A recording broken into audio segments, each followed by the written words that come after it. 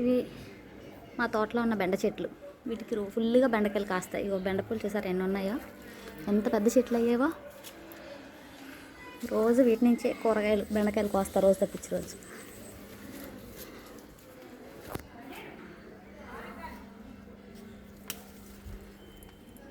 ముద్రాయి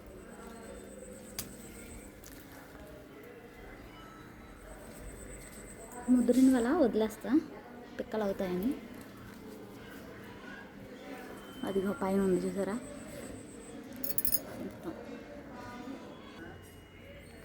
చూసారా ఎక్కడ ఒకటి ఉంది. ఏమన్నా మన తోటలకు కాసిన బెండకాయలు మనం తెంపుకుంటే ఆనందమే, మంచి హైజెనిక్గా ఉంటాయి. ఇక్కడ ఒకటి ఉంది, లేత బెండకాయలు ఇవి.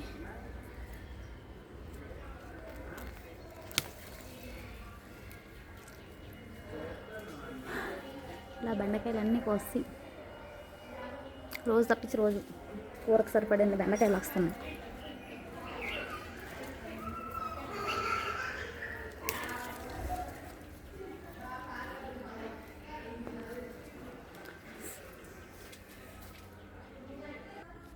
ఇదిగో బెండతో పాటు బెండకాయలు, అలానే పచ్చిమిర్చి తెంపాను, పువ్వులు కూడా తెంపాను.